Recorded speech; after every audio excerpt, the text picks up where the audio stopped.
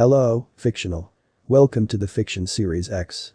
Today we are gonna see, what if Sona was Issei fiance? Part 3. If you end up liking this video, please consider subscribe, so without further ado, let's get into the video. The devils and their companion made their way to the abandoned church the fallen angels were using as a base. Sneaking in quietly they waited for the disruption Sona's 3 peerage members were causing to pull as many as possible away from where they were supposed to be. Zophiel found Kalawiner, and the two charged each other, putting on a show for the other fallen angel in the room.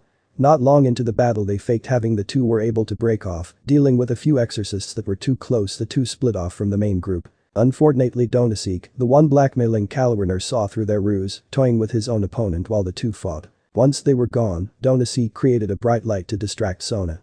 Being temporarily blinded, Sona didn't see the man take off after her fallen angel allies.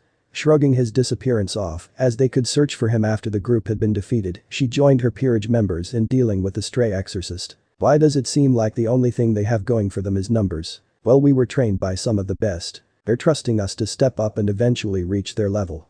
Of course, small fries like this won't matter much. If you've got time to talk, you've got time to be a lot more of these guys down, Sona scolded the three as she generated a small wave of water to sweep through the room, knocking almost all of the enemies to the ground. Alright.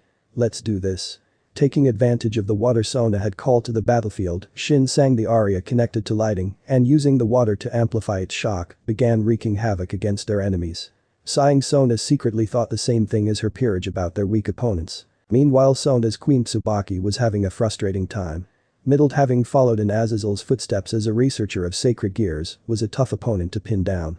Even using Mirror Alice to reflect multiple attacks in a cage-like pattern around opponent and her own magic spells wasn't enough to pin down the fallen angel. It was a game of cat and mouse, except the mouse was far faster and less scared of the cat. Middle taunted Tsubaki the entire time as she twisted and flipped around the attacks being sent at her. Luckily for Tsubaki, she was fast enough to prevent Rainer from getting close enough to use her light spears as melee weapons. The battle was one of attrition and they both knew it. Either Tsubaki would run out of magic and Middle would be able to get in close and defeat her with melee, or Middle's stamina would fail her and she'd be killed by magic and her own reflected attacks. Or at least their battle would have been if Issei and Kaneko hadn't thrown Rainer into Middle's side, giving Tsubaki a clear shot to hit both of them with a reflected light spear. While Tsubaki struggled to hit her opponent, Issei and Kaneko dominated Rainer, both batting the girl around like she was a tennis ball between the two. Even though she had learned quickly the two were extreme powerhouse hitters, it did nothing to save her as they worked in unison, covering each other's backs. If she went to attack one, the other would block and hold her in place for the other to land a hit. If she dodged a punch or a kick from one, the other was already there ready to attack, forcing her to spend a good chunk of the time they spent fighting running from the two. Of course, she was pissed at herself for killing Issei once she saw he had the boosted gear, as he had the ability to focus what was being boosted, letting it be a normal boost, giving each of his stats a small jump, or focusing it all into attack power or speed, gaining a massive difference compared to normal. She pleaded with him to spare her, but Issei felt someone that would attack innocent people during an attempt for revenge was not worth letting live. Showcasing just how strong he had become with only 3 weeks of training, the boy was able to backhand Rainer's magic spells away and even for a limited time, hold back her light spears before being burned. Because of his confidence in their strength, Issei just boosted his speed, making it nearly impossible for Rainer to do anything against him, catching her unaware as he pinned her in place for Kaneko to wail on. After an intense struggle, she was able to free herself by using her wings to shrug Issei off. By this point she was panting heavily. Just looking at her appearance, Issei and Kaneko were sure they'd crushed several of the girl's ribs and at the very least broken several other bones. What they didn't know, but Rainer certainly felt, was that one of the broken bones was a rib that had actually been snapped in half. Not only that, but it had punctured her right lung, causing her to have trouble breathing. Naturally, it was the pause she took attempting to breathe which led to her being thrown headfirst against Middle and getting caught up in the reflected light spear. Granted, the light spear wasn't going to fatally injure either one, but it would do enough damage to make Rainer even weaker. It also gave Tsubaki an edge she would gladly take advantage of. Once the two fallen angels had untangled themselves from each other, the fighting resumed as Issei thrust his fist into Rainer's stomach, the force launching her into a wall, causing it to crack and spiderweb out around the girl, while Tsubaki weaved a net of magical spells around Middle, slowly whittling her down. Eventually she caught the fallen angel off guard with a spell piercing through the girl's chest with a blast of wind, completely shredding one of her lungs and nicking her heart. As Middle fell, Issei dealt the final blow to Rainer, driving his gauntlet through her stomach and outer back. By that point Rainer had long been unconscious, but it didn't matter to Issei, who was feeling justified in making sure she couldn't hurt anyone else. Heaving a sigh at the battle being over, Issei and Kaneko joined Tsubaki in walking towards Sona's waiting group. The battles lasted around half an hour, but they were all an overwhelming success in their opinions as they searched for Donaseek. Eventually they found the man. He had defeated Kalwerner and Zophiel, both being on the ground behind him as he stood next to a crucifix. Unfortunately, he had managed to start the ritual to remove Asia's sacred gear. He applauded their attempt, saying it would be amusing to fight them after he gained the sacred gear that Asia held, mentioning that he would be able to heal from any injury. Unfortunately, the group had to let him finish the ritual as he had the power to create a rather impressive barrier that had to be dealt with. Normally Issei would have just powered through it, but the way Donaseek had constructed his barrier, it would collapse the building on top of them if any one of them attempted to just shatter it with pure physical might. As the ritual finished, a pair of silver rings with a green glow surrounding them appeared from Asia's chest. Slipping one on each hand, the fallen angel turned around, laughing manically. "You fools should have fled when you had the chance. Now with the twilight healing I am unkillable. With just a thought I can heal myself from any injury." Lunging forward, Donaseek generated a huge light spear in each of his hands, aiming to pierce right through Issei. But to his shock, both Zophiel and Kalwerner had recovered from being knocked out. The two had jumped right in front of him, letting his spear tear through themselves as they each grabbed the hand in front of them. Both of them knew they would die, but they couldn't let Donaseek win. Pulling the man closer to the two of them, they smiled towards Issei. "We'll hold him still. Take him down. Hard." Even though they were struggling to stand, each of the girls held Donaseek with iron grips. Nodding at their words, Issei used the boosted gear to increase the power behind the ice spell he was casting. Inside the magic circle for his spell, a dragon made of solid ice began forming. Once it was fully formed, it let out a tremendous roar before charging at Donaseek, biting into the man and tearing him apart. As he fell, the girls holding him let go and collapsed on top of themselves. Even with their keen eyes, the devils present couldn't detect a trace of breathing from the two. Unnoticed to everyone during the attack, Zophiel and Kalwerner had managed to position Donaseek's hands so that the rings of twilight healing fell off before he was defeated.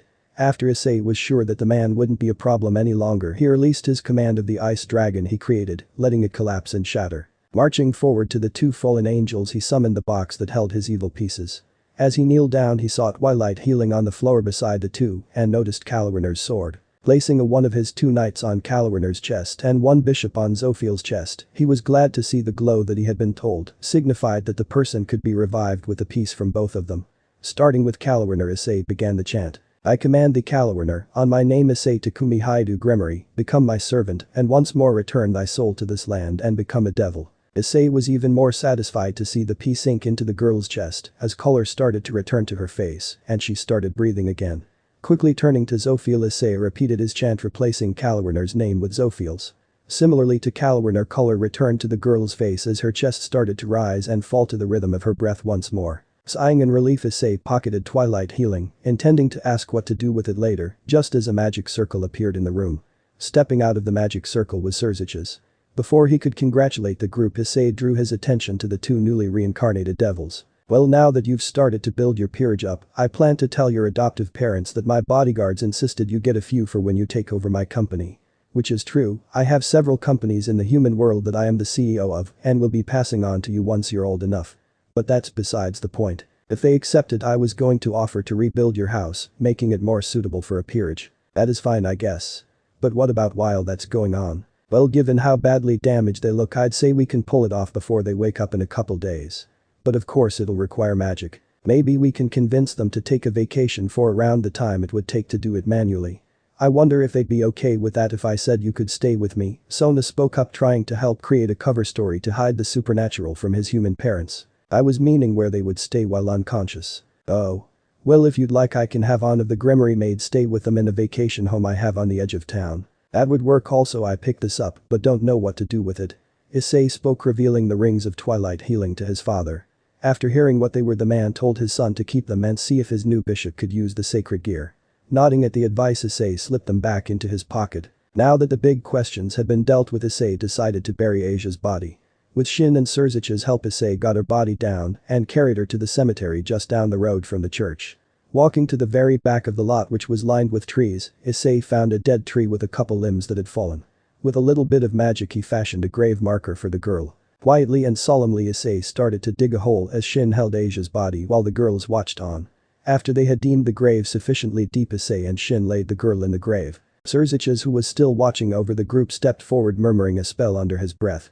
Once he finished, a red magic circle encompassed the hole for a moment before fading out of existence. Since neither of you wanted to revive the nun, which was probably a wise idea, I placed a seal on her grave. No one can disturb her body in any way now.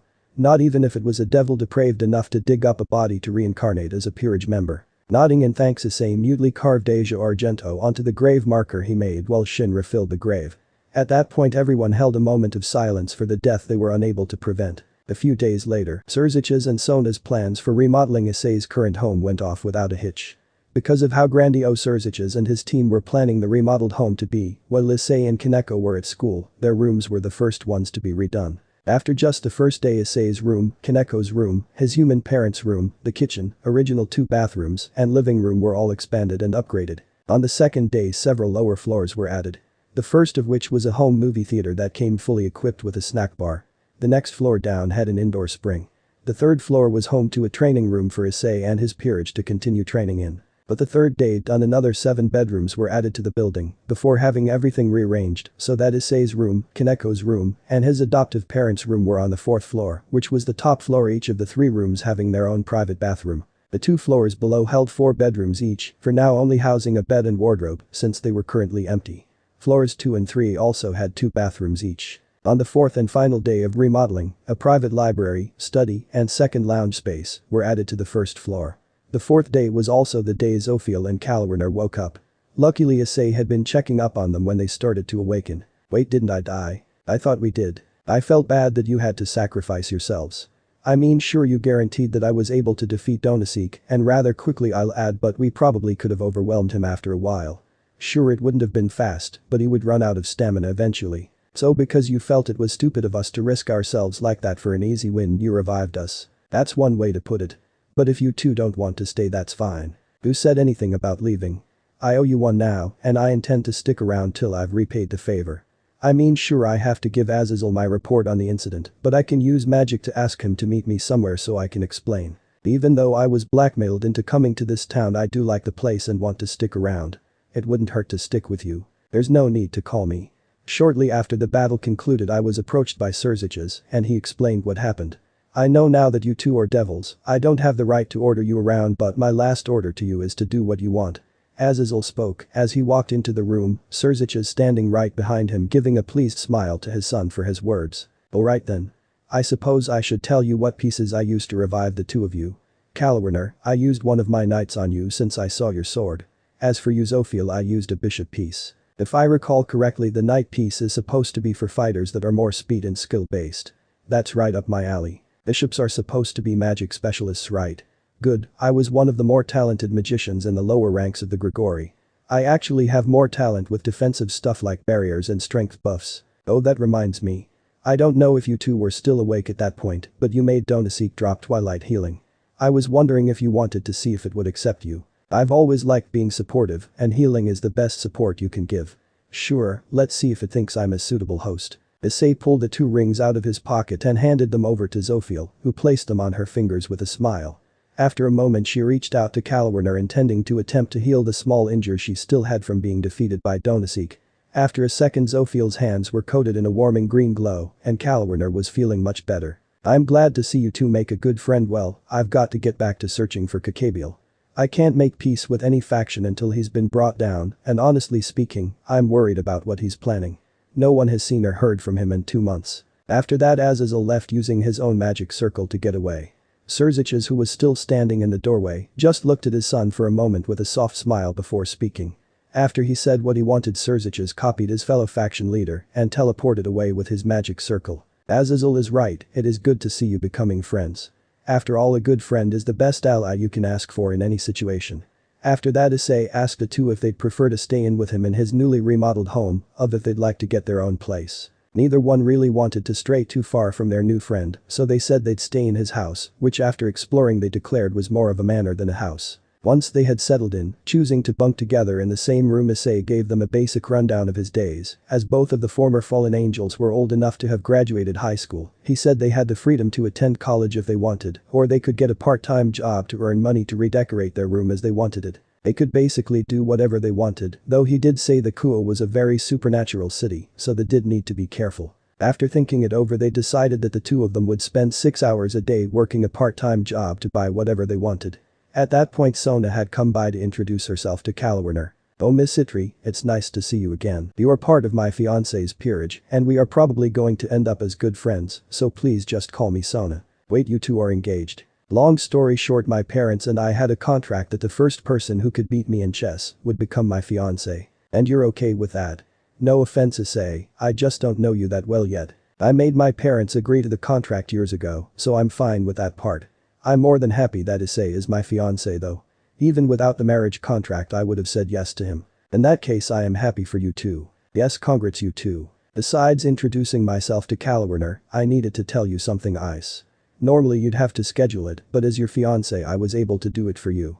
During the full moon next week you and your peerage will be allowed to enter the familiar forest and claim your own familiars. Though it's possible that you guys could find multiple familiars. Thank you for telling me. Also, if you wouldn't mind, I'd like you to join us then. I still haven't learned all the ins and outs of being a peerage king, so I'd like someone that could save me from making a mistake to be close just in case." "Sure, I was wondering what kind of familiar you'd find, so helping you discover one sounds fun." After the incident at the church things quieted down a bit and the two peerages were able to relax. They still continued to train like the head in preparation for storming the church, just not as intensely. Paving into Issei's offer to see what their training was like after 2 days, Kalwarner went with him and Kaneko to meet up with Shin. After learning that Shin was a swordsman, Kalwarner decided to test his ability and found herself agreeing to join in their sparring sessions. Kalwarner warmed up to Issei and Kaneko rather quickly, and after meeting Sona's team, she was open with them as well, but not quite as much as she did with Issei and Kaneko. Zophiel found herself bonding with Issei and Kaneko as well. She spent her free time with Sona and Tsubaki, quickly befriending the two. All in all, she had come to enjoy the situation about 4 days after waking up. She liked that Issei was a very casual person, as he argued against the formality she and Kalwarner had tried to interact with him using. The two former fallen angels found themselves talking constantly about how natural it felt being friends with the group and curious as to how it had happened so quickly. They both agreed it was a very good thing that they could be themselves and not have to worry about acceptance with their new friends. As the week passed, the two felt like they had been part of the group their whole life. Eventually it came time for Issei to take his peerage to the familiar's forest. Sona had set up the magic circle for them, and just as they were getting ready to teleport, Sona was called away by her bishops. "I know you can handle it, Ice, so go on and get your peerage their familiars. I'll be here when you get back. Are you sure you don't want me to help?" Momo sounded pretty serious. "We'll be fine, Issei. Now you need to get going before you're late." At that, Issei sighed and his peerage found themselves stepping out of the magic circle into a decent-sized clearing. Kaneko, having been to the forest before with Rias, called her familiar and let it have some time back home in the forest. "Welcome. Welcome. Thank you for seeing us tonight. It's my pleasure. Now how many people are we finding a familiar for?" "Counting myself 3. Do any of you have an idea of what you want as a familiar?" "I'm rather partial to dogs. I'd like to find a bird of some kind. I don't have any particular preference." "Well then, we'll head this way first, as most of the canine familiars living in the forest like to live at the edge of the lake a little further in." The group began walking. It was mostly quiet aside from the forest master, asking Issei questions about himself to help narrow down potential familiars. As they approached the lake hunting for a canine familiar for Zophiel, Issei felt Drake stirring in the back of his mind. "I can sense an old friend nearby. She probably won't be happy to hear from me or see you, since you are my host due to an accident. I'm sure she'd spend all day ranting to you about, but I do need to speak with her. My old friend Tiamat is in this forest. Would you mind finding her before we left?" "Sure thing, Drake. Actually, if you can guide me to her, I'll ask the forest master to keep leading everyone else on their search." "I can do that." "Excuse me, forest master. I have the boosted gear and Drake asked me to find his old friend that he sensed nearby. Would you mind if I split off from you for a bit to find her?" "Well, I don't mind, just be careful." "Thank you. Kaneko, please help them find a familiar too." But that Issei walked away from the group in the direction that Drake had pointed him. Eventually he found a humongous cave. Stretched out on the ground asleep just inside was a large pale blue dragon. Guessing that it was Tiamat, Issei studied her for several moments. Her wings were folded in on her back, but he could tell that even with how spacious the cavern she was sleeping in, it was too small for her wings when they were fully stretched out. Tiamat had 2 sets of horns. One twisting and rolling, like a pair of ram horns. The other set only curved enough so that they did not stick straight up. Funnily enough, Issei was too absorbed in studying Tiamat to notice she had woken up because of his presence. "Are you going to stare at me all day?" "Oh, I'm sorry, I didn't realize you had awoken. I can smell Drake on you, but you seem so different from him." "It is true that this boy is my host old friend. But you are right in that he's different from my previous hosts. Let me guess. He's actually willing to help you take the blame for destroying some of my treasure in your fight with Albion. So that's why you said she was pissed at you. Actually Tiamat, I have had a few previous hosts gather the pieces of that crown, and I found the grimoire full of spells with my last host. I asked Issei here to find you so I could give them back. As the red dragon sealed in Issei's body spoke, he forcefully summoned the boosted gear. Once it had fully manifested, the green gem started glowing brightly before a large tome, and a huge crown could be seen within the glow. Tiamat gingerly accepted the 2 items back. I accept your apology, Drake. Now then, I'm fairly interested in your new host. He seems very powerful, yet humble. Well, apparently I was kidnapped from my cradle as a baby before having my genetics messed with, making me a human and thus allowing me to be Drake's host even though I was born a full-blooded devil. Ah yes, I recall the current Lucifer raising hell trying to find his lost son. No wonder you are so powerful. He's even stronger than you know. Before he was found and revived as a devil, he was very sickly due to his ice magic fighting me for dominance, yet he could boost for 20 minutes straight before hitting his limit. Well then, I have a proposal for you. Tiamat started as her body started to shrink and change shape until she was a human girl with straight pale blue hair, framing her face and falling over her shoulders. Her eyes were a deep blue that reminded Issei of the depths of the ocean. All in all, she was extremely fair looking. But Issei didn't care about that as he already had Sona. How would you like to have a dragon king as your familiar? Well, I would be honored, but are you sure you want to do this? Honestly, yes. I've been here in the familiar forest for a long time now. I've grown bored, and with your power I'm sure there will be interesting fights in your future. Once she had convinced Issei that she was sure, he made the familiar pact with her. Now on his right shoulder was a blue dragon head tattoo-like mark. In the same place on Tiamat's shoulder was the red magic circle that Issei used when casting magic.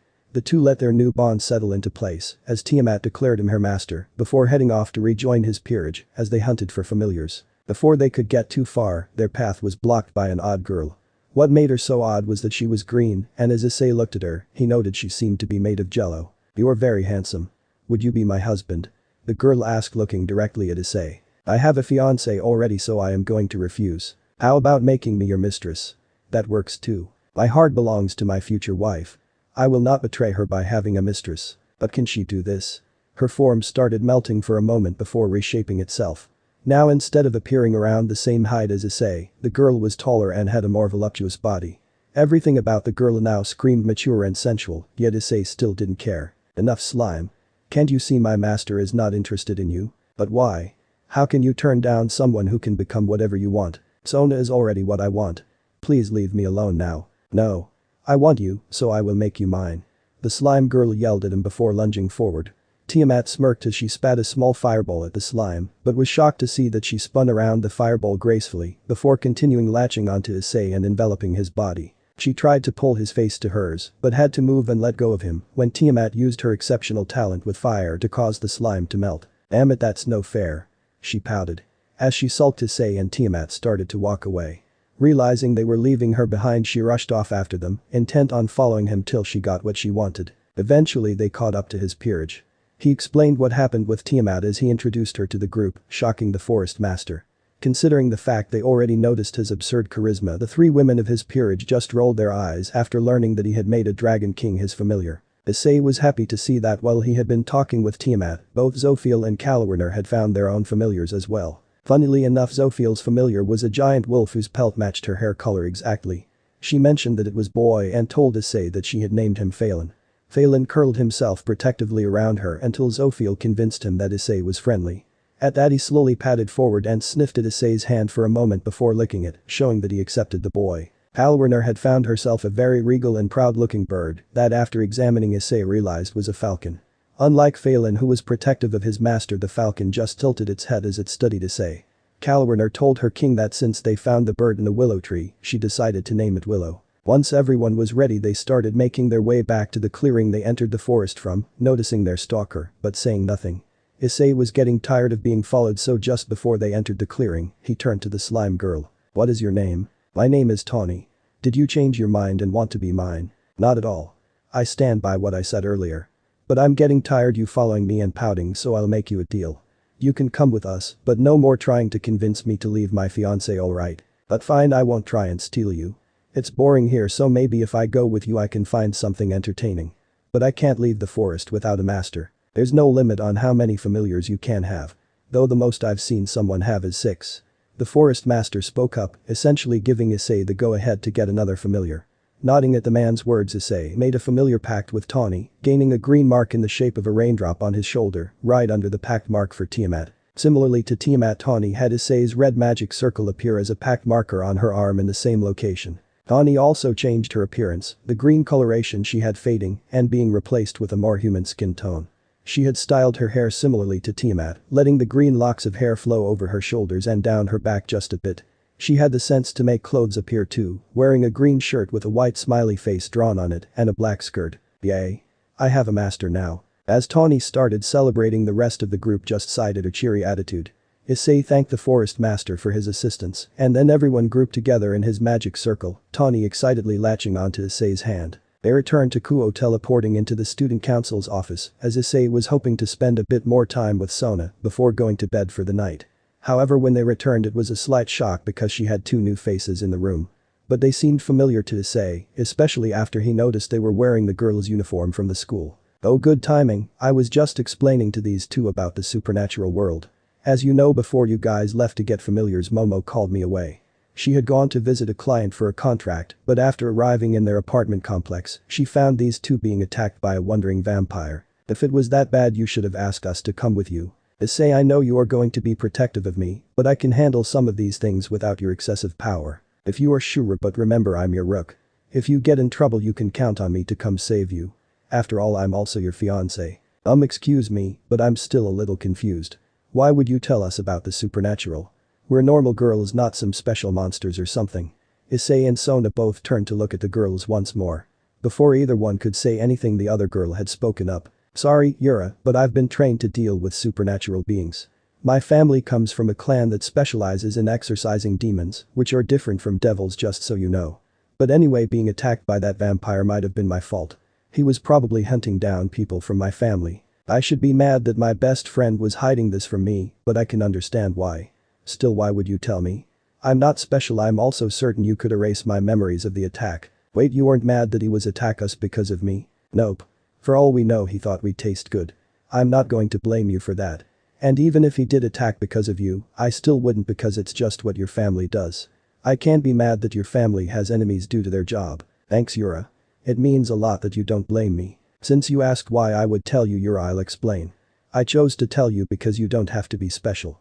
With the knowledge that it exists, you can help stop things like that from happening again. Knowledge is power.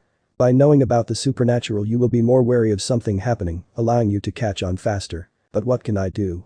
I don't know how to fight, and even if I did, I don't have the power to fight things like that vampire. Don't feel bad. I wasn't strong enough either, Yura. But you at least know what you are doing, Tomo. It wasn't enough, President Sona. You were strong enough to easily defeat that vampire. I know how devil peerages work. Will you allow me to join your peerage and help me grow stronger? The girl named Tomo requested of Sona before bowing her head, pleading with Sona. After a moment, her friend Yura bowed her head as well, begging for the same thing so she could help her friend. Sona looked to Issei, who by this point had dismissed his peerage, and asked Kaneko to show his new familiars around and help them get used to the town. Issei just shrugged, signaling her that it was her choice what she did. On one hand, she would gain more peerage members and increase their fighting power. On the other, she was drawing an innocent girl into the supernatural. Granted, the girl was willing to do it so she could help her friend, but still. Yura, are you absolutely sure? There is no going back after this. By joining my peerage, you two will become devils. I don't care. If I can help Tomo, I will do it. Sona sighed as she summoned her evil pieces. Remember how when she arrived, Tomo was fending the vampire off with a sword while Momo acted as backup? Sona pulled out a night piece for Tomo.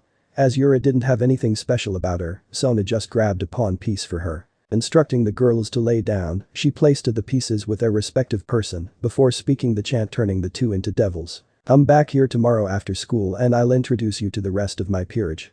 After that, I'll help you train. The two nodded as they left Sona alone in the office with Issei. It's been a long night. I just want to cuddle up with you and sleep at this point. I somewhat know the feeling. Hey Ice. Would you mind if I moved in with you? The day after Issei and his peerage claimed their familiars, he learned Sona was being serious with her question. She had moved into his house, Tsubaki following in her king's lead. Tsubaki claimed one of the empty rooms on the 4th floor so she could stay close to her best friend. Sona had not only moved in with Issei like she asked, but since they were engaged already, she moved into his room, making the boy blush at the thought. which lead to the two teens being teased by everyone else as they now shared a bed, even though they had still yet to do much beyond kissing and cuddling. Right after meeting with her two newest peerage members and explaining things in more detail for Yura and Tomo, she and her queen had Momo and Ria take Yura and start teaching her some of the basics, while Tomo was sent with Issei and Kaneko to join the melee fighters in training. Tomo had thrown herself into the training with gusto, taking a liking to Kalwarner and Shin since they were fellow sword wielders. Other than that, the only interesting thing to happen before summer break started for the high school students was that Rias had made up with Issei. She mentioned to him in secret why she had been so rude to him and apologized profusely for letting her secret fear rule her actions. Issei understood how fear could lead people to do all sorts of things, forgave his aunt, and the two started over. After mending their relationship, Issei helped Sona forgive Rias for her father's spoiling actions in bribing the council, and the three high-class devils had taken to meeting twice a week to give updates on how their peerages were doing contract-wise and just chat like normal teenagers. Which was exactly what Issei thinking of when he walked into the Occult Research Club's club room. There he is. Sona, sorry I'm late. Who is this peasant addressing you two so casually? Who the hell are you? Clearly you don't understand not to speak without permission from your betters. Calm down now. Both of you. Arguing like children. You should be ashamed. Sona cut in as she saw Issei's face and the telltale signs that he was about ready to attack the other man in the room. Clearly you two have no idea what you're doing, allowing a small weakling like this speak out of turn. You want to put your money where your mouth is, asshole. Damn it, why do men never listen? Rias, would you call Grafia? She should be able to get the two of them to stop butting heads before they try to kill each other. Nodding at her friend's words and ignoring the two men puffing their chests as they tried to intimidate the other, Rias created a magic circle next to her ear as she called her sister-in-law. Filling the silver-haired woman in on the situation, she wasn't surprised at all when Grafia's magic circle appeared in the room before she could finish. Grafia's eyes hardened when she saw Riser Phoenix of the Phoenix clan and the man Rias was supposed to marry. They softened a bit when she saw her son, calling the older man out on his horrible attitude, but she knew she had to step in before the two started fighting. That would cause quite a bit of destruction. Enough. Both men turned to the silver-haired woman, backing away from each other when they saw her slight aggravation. Issei, having trained with his mother, knew he had to stop or he'd be in trouble. Riser, on the other hand, having heard stories of the strongest queen but never seen her power, was less fearful, but backed away respectfully since she outranked him. As you wish, Miss Grafia.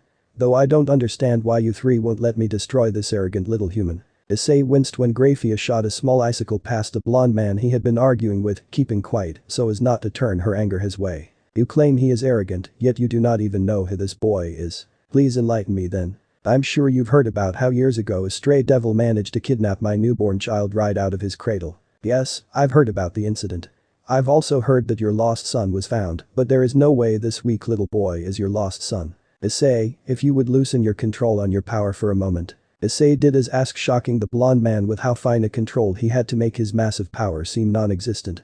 After a moment he restrained his power once more before moving to hug his mother and sitting down next to her as she prepared to be a mediator between Riser and Rias. Issei is in fact my lost nephew, therefore he like us is a high-class devil and deserves respect. I humbly apologize for my ignorance, though I must say to be as strong as you are and hide it so well you are very talented. Thanks. Now that you know who I am, would you tell me who you are already? I am Riser Phoenix of the Phoenix clan. I only came to the human world in an attempt to convince my future wife to come back to the underworld. She should not waste her time here with these worthless humans. I told you, I will not marry you, Riser. Marriage agreement between our parents or not, I refuse. I am your future husband and you cannot deny me. We are both from noble families and pure blood devils are rare. Surely you can understand how important it is we get married. I will not marry you. I probably shouldn't put my nose in this, but I can't help it. Surely you can dissolve the agreement and ask another noble. It is expected of us noble males to have children to continue our houses. Because of that I will likely take on multiple wives. So then why try so hard? Why not find another devil that is more willing? Since you are her family you might not think of her this way, but how could I not want to marry her? She's beautiful and powerful, and I want to marry her. If I may. At this point Grafia spoke up. Having been next to Cerziches when his father Zeoticus explained to her husband the ins and outs of the marriage agreement, she knew the one way Rias had to get out of becoming Riser's wife. In the agreement contracted is stated that if one of the two in the engagement is unhappy with the situation they may request to hold a rating game to break off the engagement. Is this what you wish, Rias? Yes. Well then, I have a full peerage, so I have a sure advantage on top of experience in rating games already.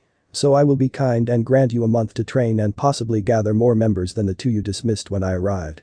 1 month from today, we will hold our rating game. But his piece done riser vanished. Everyone in the room looked to Riaz as she sighed. Why did I have to be engaged to an arrogant asshole? I suppose I should be glad he came by himself this time though. What do you mean by that? As you heard, he claimed he will have multiple wives. He was wording it politely since Grafia was here, but he was meaning sex slaves. He is a womanizing jerk who spent most of the time flirting and groping his queen right in front of me when he last came to try and convince me to marry him. I knew he was faking being polite, but that's just.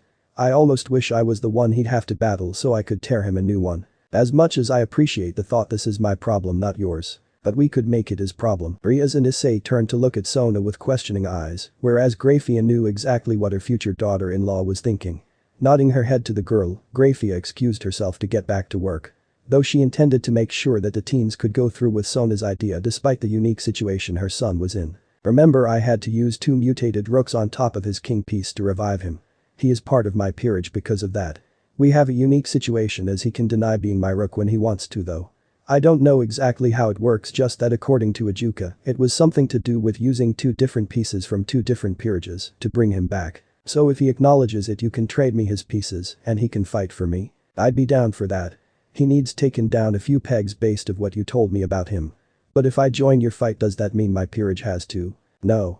A devil can only have their direct peerage members fight for them in a rating game, even if one of their peerage members has their own peerage. But even with you joining me, I don't know if we'll have enough manpower to beat Riser. After all, he is from the Phoenix clan and they have remarkable healing abilities. Then we have to overwhelm him. Do you think Akeno and Kiba would be able to at least distract his peerage for say half an hour? Not alone. Why, what are you thinking? Well, since being revived, the amount of boosts I can take before I reach my limit has increased tremendously. But after half an hour I have enough power from the boosts to freeze even the Dragonfire from Drake, who claims to have the hottest flames in existence. Take Riser out of the game, by immobilizing him. I like the idea. But if you need that long, Kiba and Akeno would require help. I wonder. You aren't thinking of— Yes, I am Sona. I think with Issei's help Gasper can finally learn to control his sacred gear, if I can get Surziches to agree at least. Who is Gasper? You already know Kiba and Akeno, but along with them I have a third peerage member named Gasper. He's my bishop. But he has no control over his sacred gear and its immense power, so we had to seal him away to prevent him from accidentally harming people. What is his sacred gear? It's called Forbidden Baylor View, and it grants him the ability to temporarily stop time for anything within his view. Even with no control, he can freeze things in time for around 10 minutes. Sounds like he's already pretty dangerous, but just think of what he could do once he can control it. I'm sure it'll be fun. Are both of you crazy? The only person Gasper has ever met that was immune to his sacred gear was Surziches. Maybe as Papa's son I will also be immune. At night, I'm glad to see you two getting along now, and it's very good to see you sticking up for her, Issei. I would do anything for my friends and family. I wish I could say I raised you well, but I have to give that credit to Iseki and Amiko. Don't feel bad, Papa, it wasn't your fault. The conversation between the two stopped as Riaz had led them to a sealed door. After they had decided to try and help Gasper, Riaz immediately called her older brother, who cleared a bit off his schedule, to make time to unlock the door for Riaz, since he was the one that sealed Gasper. Keep in mind, I want to make sure that Issei is immune. If he isn't, I will seal Gasper away again. Nodding her head, Riaz stepped aside so her older brother could undo his seal. Once it was gone and the door opened, Riaz spoke softly as she looked at a cardboard box in the center of the floor. Hey there, Gasper. I found someone who might be able to help you control your sacred gear. Will you come out of there and meet him? No. New people scare me. You know you have to come out of there eventually. I don't want to. Riaz rolled her eyes and sighed as she tried to think of a way to coax the scared damper out of his box. Issei, having heard enough, marched right up the box and picked it up before dumping the boy inside onto the floor in front of him. You're a man, right? Men like us can't afford to be scared of everybody and everything. Besides, you're part of my aunt's peerage and she may need you. Do you want to let her down, or do you want to give her your best effort? But people are scary. Gasper cried as he glanced up at Issei quickly before looking away. If you learn to control your power, you don't have to be scared. If you want, I'll help you not just with your sacred gear, but I'll help you overcome your fears too. But to be able to do that, you have to be willing.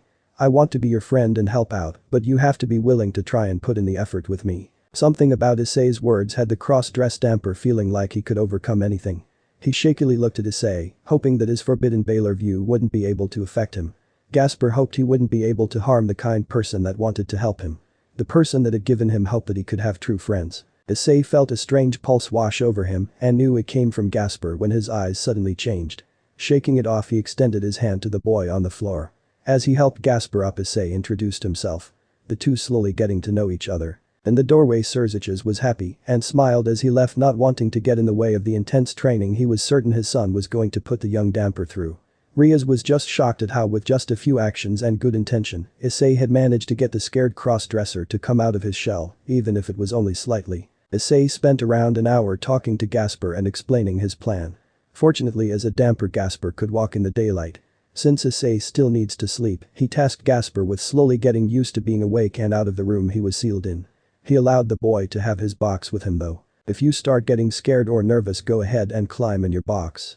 Take 15 minutes and clear your mind, then get out again. Right now I need to get you used to being out and active during the day. I still have to sleep after all. Now I can't spend every waking moment by your side to help out, but I will be around as much as I can, alright buddy. If you can get used to being out and awake during the day for at least 2 hours, I'll call it a success and we'll move on to the next step. I'll try. But that is our first step. Once you are able to be out and moving for 2 hours at a time, we'll work on controlling your sacred gear, okay? Gasper nodded to Issei's words, feeling the support his new friend was offering him. He resolved himself to getting better for his new friend. Yawning, Issei decided to call it a night and left for home. Upon entering his room, however, he sighed heavily. In the time since he had returned from the familiar forest, Issei's familiars Tiamat and Tawny had taken to changing out of their human forms and shrinking down to small handheld-sized bodies so that they could each take one of the spare pillows into his room and curl up on the floor with them. That wasn't a problem. What was a problem was every time he left Tawny alone with Sona, she started to fight with his poor fiancé over who he should be with. As was the case when he walked into his room after meeting Gasper. Sona was curled up in bed, a book she had probably been trying to read set on the nightstand next to her. Tiamat in mini dragon form had already curled up on her pillow, and Tawny was in her normal slime form, sitting in a chair facing Sona while they argued. He is my fiancé and you can't change that. But why? It's not like a man can't have multiple lovers. Issei isn't selfish. He is no womanizer. Surely after being his familiar for a little more than a month, now you know he doesn't want to have a harem. So then why does it have to be you? 2 reasons. 1, I love him. As for number 2, I made my parents agree not to place me in an arranged marriage, as I would only marry a person that can beat me at chess, and Issei's the only one to have ever beaten me. Wow, good for you, but seriously, do you think you're enough for him? It doesn't matter if I think I'm enough for him. It's his choice, and he's always telling you no. But why? I can shape-shift into a copy of you, and I could probably please him better after all. Why, you dirty little. Enough, you too. Seriously, Tawny, I told you I'm not interested. I've also told you not to antagonize Sona. Yes, master. Sona, I'm yours, you know that. But if Tawny does start bothering you again, just remember this. You're the one I want. Not a clone of you. Even if she can look like you, she is not you, and I can always tell. As he spoke, Issei slipped into the closet to find and set out his clothes for the next day. As he hunted for an undershirt to wear with his school uniform, he mentally sent a comment to Tiamat. Next time they start arguing, would you please step in and stop it? I suppose I could, master. You know, I still find it a little off-putting how easily I've taken to calling you master and doing as you ask. Which is surprisingly little. Well, honestly speaking, with how things are, I've kinda looked at you as my combat assistant, while Tawny is the secretary, I guess. Once Issei had finished his task, he entered the private bathroom that had been added onto his room in the remodeling. I wonder if he'd like me. Tawny. Do not finish that sentence. I want to relax, and you antagonizing our master's fiancé is annoying enough to keep me from falling asleep. If you keep going, I will melt you. Tiamat's words shut her fellow familiar up. Sona smiled and nodded to the blue dragon in thanks before picking her book back up and reading once more. Tawny started sulking after basically being told to be quiet. She shrunk down to her smaller size and slumped down onto her pillow, which, like Tiamat's, was positioned in front of a window so that when they decided to catnap, it would be in the sunlight during the day. Over the next 3 days, Issei started gathering a large number of squishy soft bouncy balls, intending to use them when he moved to the next part of Gasper's training. He checked in on Gasper during his break time and lunch while at school every day and always set aside at least half an hour to just sit and talk with the boy. After the 4th day, Gasper had managed to acclimate himself to being outside of both his sealed room and his box during the day, for not just the 2-hour goal that Issei had set, but instead he was able to spend around 5 hours outside during the day.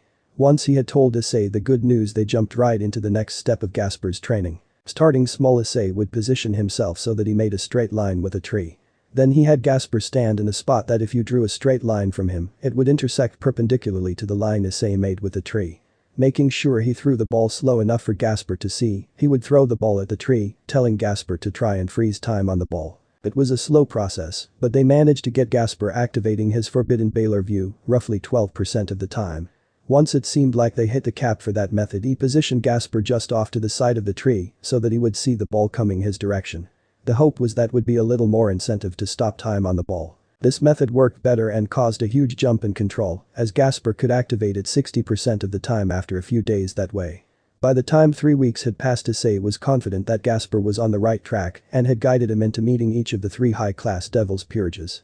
One at a time, of course. While Gasper hadn't gotten full control over his sacred gear and there were still minor accidents where he froze people in time, Issei had convinced the boy that was alright because he could willing undo the time freeze now. Throughout the time Issei spent training, the cross-dressing boy Issei had been helping instill a little more confidence in Gasper, which helped crack the figurative shell the boy had. Gasper was still nervous around others, but once he got to know everyone a little better, he was nowhere near as scared and flustered as he would have been without Issei's help.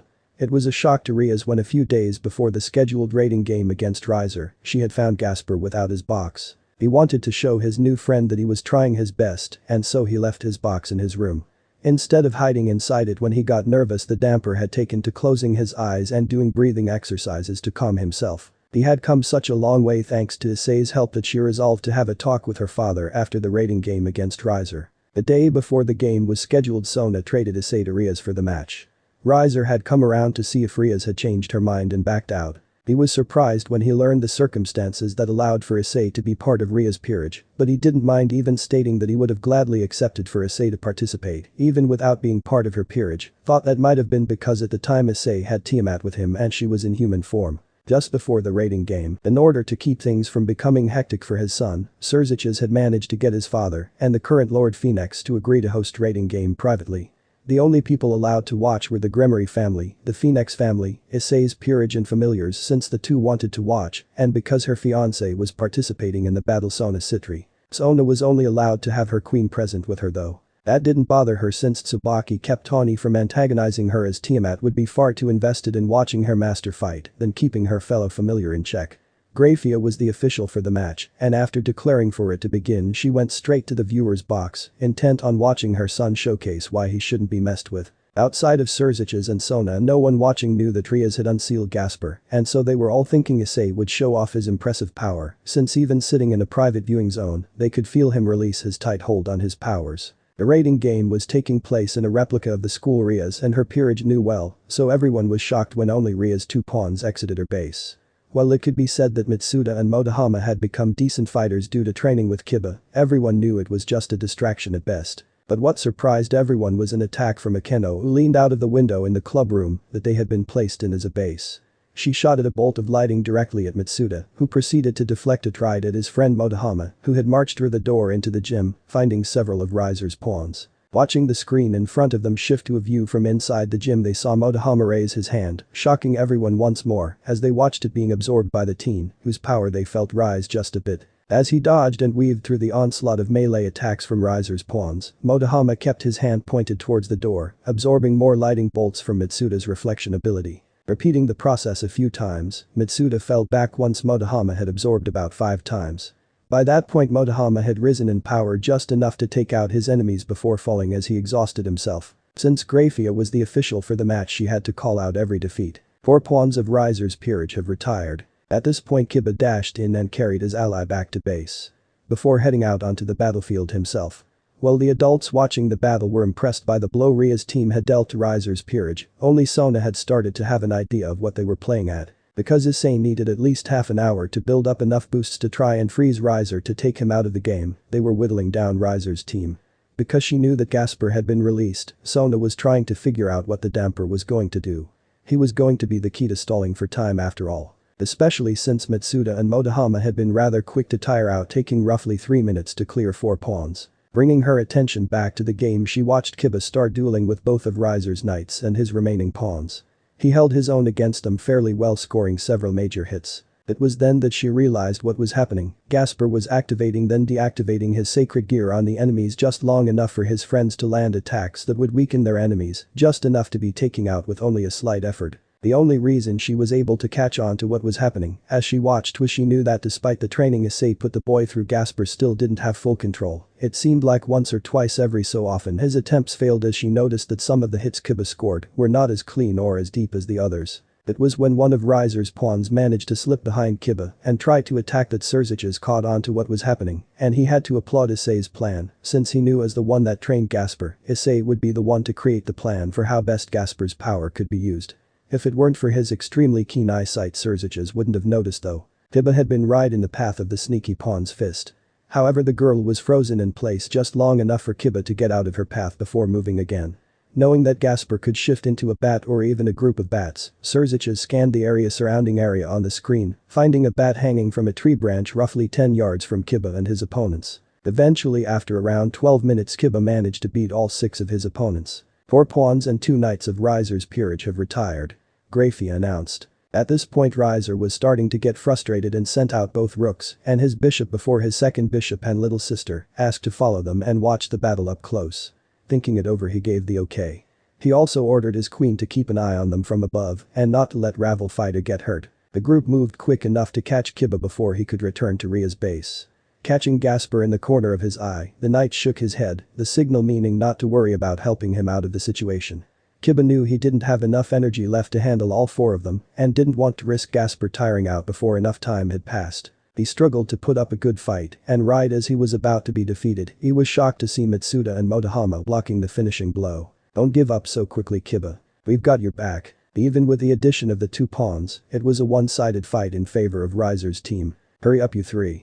Brothers pissed at how easily they took out the others. Yes, Ravel. Despite attempting to follow the bishop's orders, it took her fellow bishop and the 2 rooks 5 minutes to defeat the 3 boys. 2 pawns and 1 knight of Ria's peerage have retired, Grafia announced, starting to worry as the only viewers watching the battle that knew what was happening were still just Surziches and Sona. I'll admit her peerage did pretty well, but if she and your son aren't going to fight, this battle is over. Lord Phoenix, trust me when I say this game hasn't truly started yet. How can you be so sure of that, Lord Lucifer? It took me a while, but I caught on to my son's battle plan.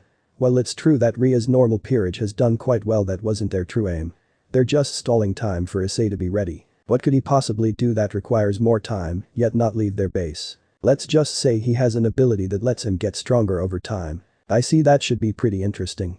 Hopefully if he can pull off the win, it'll knock some sense into my son. While the 2 men spoke, they kept an eye on the viewing screen in front of them since Akeno had appeared on the field.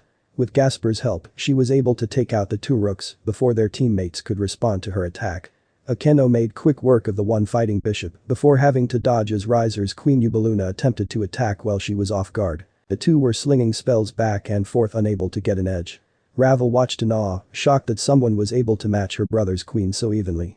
It wasn't until a lull in the battle that she realized she had done nothing at all. Before she could say or do anything though, Akeno spoke up. How long do you think it's been since the start of the raiding game? Too long. You and your fellow peerage members were far beyond what we expected strength-wise. I'm being serious. I've lost track of the time, but if it's been long enough, then even if you beat me it won't matter. What nonsense. Sure, it's taken us half an hour to get this far, but thanks to his instant healing, Lord Riser will win even in a 2-on-1 against Rias and the boy named Issei. Half an hour, you say? Well then, Gasper, good work. You've earned it, so go ahead and rest. Who are you talking to? As Ubeluna spoke, Gasper in bat form flew straight past her and into the base. Akeno smiled as she felt Issei and Rias make their move once Gasper had returned. Not even bothering to finish the battle with Ubeluna, she flew off to watch Issei curb stomp Riser. Despite how the battle had gone, Riser had yet to move from the chair he sat himself in before the game began. Staying inside his base and not even acknowledging the teens as they approached. Nodding to Rias, Issei backed off just far enough to be out of the way when, using her power of destruction, she destroyed the building around Riser. I suppose it's time to end this farce. While Riser shook of the debris from the building falling on him, Issei made his magic circle, generating a huge amount of power. It was so startling to Riser that he just stared wide-eyed, wondering how Issei had gotten strong enough to make him feel chills, even as he coated his body in flames in an attempt to warm up. Then the viewer's box Sona spoke up for the first time since before the match started. Issei is about to win this with one move. I'll admit he's quite powerful, but surely you jest. There's no way he can overcome Riser's instant regeneration. He doesn't have to. Defeating an opponent doesn't mean knocking them out. Look closely at their surroundings. He's generating such cold temperatures around him that ice is starting to form. All he has to do is cool it down enough that even Riser's flames will be frozen. If he can pull that off, then I severely underestimated just how strong your son is despite being raised as a human, Lord Lucifer. Oh, he will love that, I have no doubt. I'm certain his plan from the very beginning has been to build up enough power to freeze Riser solid, thus forcing him to retire. The only question is if he's built up enough power to thickly encase Riser, or if it will be thin enough that Riser will break free. End of the part 3. So how was this story? I hope you like it. And if you like it, share this story with your friends and like the video too. And don't forget to subscribe our channel for daily awesome fanfiction. Okay, it's time for me to go. Bye bye.